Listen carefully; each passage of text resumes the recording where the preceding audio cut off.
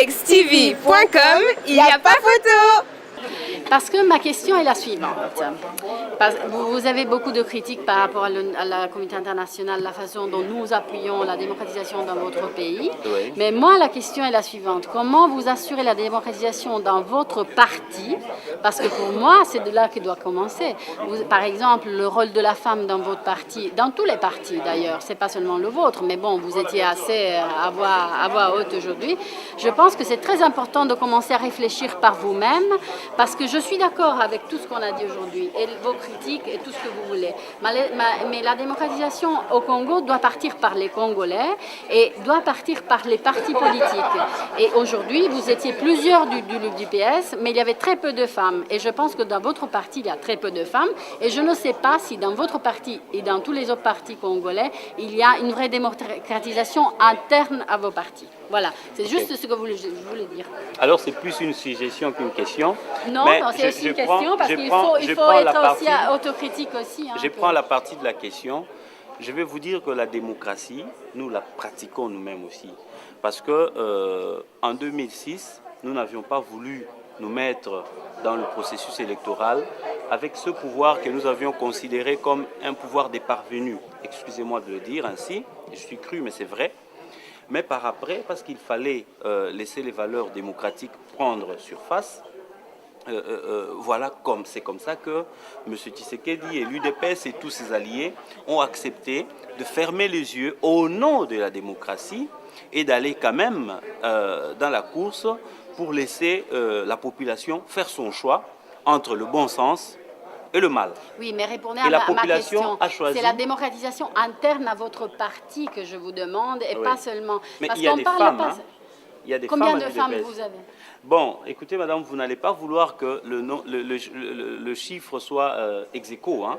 Même ici en Europe, il n'est pas ex aequo. Oui, mais voilà. Aussi en Europe, je me bats aussi. Mais comme vous-même, vous avez dit... Il y a des contextes où c'est ex aequo aussi. Comme au devant, j'ai entendu une oratrice dire que la démocratie ne se construit pas en une journée. Moi, je pense que nous aussi, dans notre parti, nous devons souffrir que le temps nous permette un jour d'arriver à un nombre plus élevé de femmes. Voilà. Je pense que vous, ce que vous arrangerez, c'est d'avoir 2 hommes à l'UDPS et 8 femmes. C'est ça. Par exemple. Nous allons chasser les hommes et recruter les femmes. Non, pas chasser les hommes, mais pourquoi pas choisir les gens. Pendant qu'on y est, finalement, tu réponds dans l'UDPS, on peut supposer que tu fais partie des UDPS. Moi, je m'en vais. Je suis un Tshisekediste et même aux élections, j'ai été un des communicateurs, pour ne pas dire un communicateur, un des communicateurs de M. Tshisekedi et de ses alliés, notamment l'UDPS aussi. Et voilà, j'ai travaillé à ce titre-là. Mais on a ouï dire que Tshisekedi ne voulait pas de toi comme candidat de l'UDPS. C'est comme ça. Il l'a dit où? Tu t'es retrouvé indépendant? Non. Moi, j'ai préféré aller en indépendant parce que je servais sans rien attendre. J'ai vu des gens qui sont venus utiliser l'image de M. Tshisekedi, le nom de l'UDPS pour se faire élire, tout en sachant qu'il n'allait pas rester fidèle au combat de l'UDPS et il n'allait pas rester fidèle, je ne dirais pas au mot d'ordre, mais ne fût-ce qu'aux décisions de l'UDPS. Moi, j'avais pensé... Et donc lui-même, Tshisekedi ne le savait pas alors, dans ce cas-là? Non, vous savez, la décision de postuler pour quelqu'un, c'est une décision personnelle. Moi, je pense aujourd'hui qu'on ne peut pas imposer à quelqu'un d'aller postuler. Moi, je me préparais depuis plus de 5 ans au travail parlementaire. Je faisais déjà des recherches sur tout ce qui se faisait dans le précédent Parlement. Et c'est comme ça que j'ai pris le goût de décider d'aller comme candidat. Et j'avais pensé, et j'avais préféré aller en indépendant pour que j'aie toujours ma liberté d'expression et que j'aie toujours mon droit de critique sur ceux avec qui je suis. Parce que si j'étais sur la liste du parti, je n'aurais pas la possibilité de parler sans me faire sanctionner. C'est ce que je veux savoir, en fait, quand tu dis qu'il y a des gens qui sont venus derrière Tshisekedi, alors que toi, tu savais très bien que ces gens-là partiront après, je trouve ça étonnant que lui-même n'ait pas... Il le savait. Il le savait, mais il a laissé faire. Il le savait, mais vous veniez de parler de la démocratie ici. Il le savait, mais pour paraître démocrate, et pour paraître aimable à l'endroit de tous les Congolais, Vous vous souviendrez, à l'époque des élections, avant même la campagne, il y a des gens qui pensaient que Tshisekedi devrait avoir un rapprochement avec tous les autres candidats de l'opposition, Kamere, Kengo, j'en passe. Et il a fait un effort de se montrer ouvert à l'égard de toutes ces personnes-là. Mais il savait, c'est pourquoi il n'a pas voulu en faire beaucoup de bruit ou renforcer ses affinités, parce qu'il savait que lui poursuivait un autre idéal et ces personnes-là n'étaient que des opportunistes. Et le temps nous l'a prouvé. Alors ici, tu viens de participer, excuse-moi, tu es tutoyé, on est collègues. Oui, on est collègues. Tu viens de participer à cette conférence, le Congo a voté après. On a senti de tension, finalement, qu'est-ce que toi tu retiens? Ce que je retiens est que la communauté internationale est en train de jouer sur les mots. J'ai part même de tous les rapports que les observateurs, que ce soit du Centre Carter ou de l'Union européenne, ont eu à donner. Ils jouent sur les mots. Mais je comprends que la communauté internationale est mal placée en ce moment pour dire tout haut ce qu'elle pense. Mais nous, peuple congolais, en ce moment, ce que nous cherchons, c'est le courage. Les personnes qui ont le courage et, entre guillemets, le culot de dire la vérité. Vous comprenez? Parce que sans cela, ce qu'il y a sur le terrain, c'est qu'au Congo, il y a deux blocs. Les deux blocs, c'est l'engeance au pouvoir, les dirigeants qui continuent à se maintenir au pouvoir par défi, et la population qui ne jure que par le nom d'Étienne Tshisekedi. J'ai refusé de dire l'opposition et le pouvoir, parce que quand on dit l'opposition, entre guillemets, c'est catégorisé, c'est mal vu. Mais la population ne jure que par le nom d'Étienne Tshisekedi. Voilà pourquoi d'ailleurs les députés qui ont préféré aller au Parlement, d'office, ont perdu leur base. Vous ne me direz pas aujourd'hui que M. Lumbala, par exemple, peut rentrer en Boujima, ils sont fiefs, entre guillemets, électoral, où il a eu des voix. Au nom d'Étienne Tshisekedi et avec le visage d'Étienne Tshisekedi, il pourra rentrer là-bas et réunir plus de 500 personnes paisiblement. Je ne crois pas que ça sera possible. C'est pourquoi je préfère dire qu'il y a le pouvoir et la population. Parce que tu parles quand même avec les gens de l'UDPS ou certaines personnes de l'opposition. Oui. La décision a été prise, Tshisekedi n'entre pas dans le processus tel qu'il se présente pour le moment, notamment avec le Parlement congolais qu'il appelle le Forum. Et finalement, la CENI annonce les élections provinciales pour le mois de janvier, si cette CENI-là sera encore en place, bien entendu. Prenons même l'hypothèse où elle est changée, donc les dirigeants de la CENI sont changés. Finalement, quelle sera la position de l'UDPS face à ce processus, à la poursuite du processus? Y aura-t-il d'autres candidats de l'UDPS au provincial, ou bien pour l'UDPS et son président, fini cette histoire-là, il faut oublier? En intervenant ici, je vous ai fait comprendre que l'UDPS ou son président et la population se confondent. Vous voyez, ils sont liés intimement. Il est difficile de parler de l'UDPS sans parler de la population, ou l'inverse.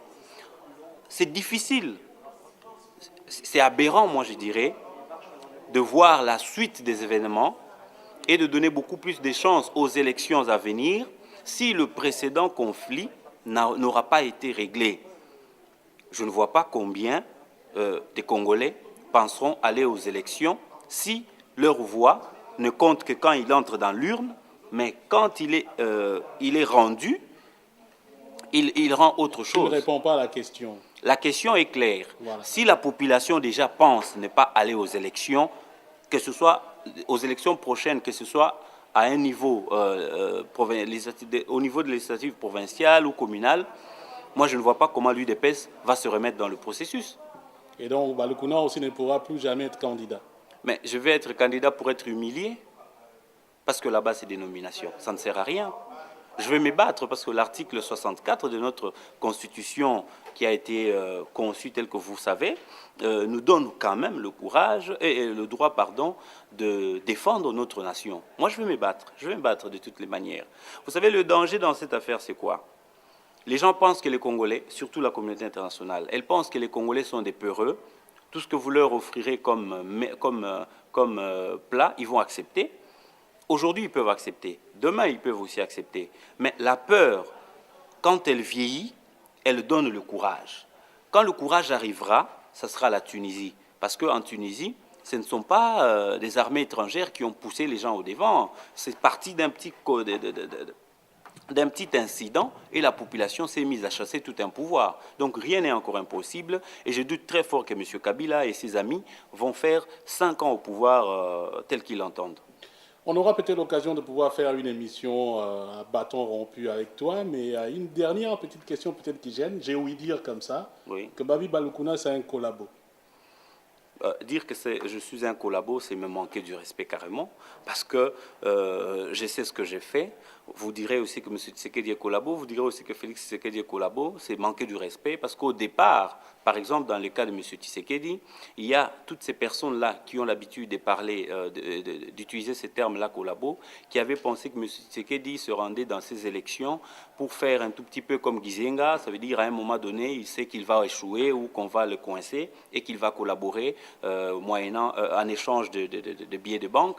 Mais vous avez vu que jusqu'à présent, il a même accepté de se faire mettre en résidence surveillée par des gens qui n'en valent pas la peine. Et il a accepté au nom de la démocratie. Il est là et il sait que la population va agir. Et nous, en tant que population, en tant que personnes conscientes, nous allons agir. Je prendrai l'exemple de Félix Tshisekedi, par exemple, qui a accepté, qui a préféré, rester en Europe et ne pas aller suivre les 6 000 $ de salaire. Mais au jour d'aujourd'hui, 6 000 $, ça représente beaucoup. Est-ce que Félix n'a pas peut-être peur de trahir son père, plutôt, excuse-moi? C'est difficile à expliquer, mais je sais que le temps va nous aider à comprendre beaucoup de choses. Les gens qui sont partis au Parlement, ceux qui se disaient de l'opposition, le temps nous a fait comprendre. Ils se battaient pour avoir un poste au bureau du Parlement. Ils n'ont pas réussi. Maintenant, ils sont en train de se battre pour ne fût-ce que gérer les groupes parlementaires. Est-ce qu'ils vont réussir? Je vous assure, tout ça, c'est du désordre. Seulement, retenez une chose en conclusion.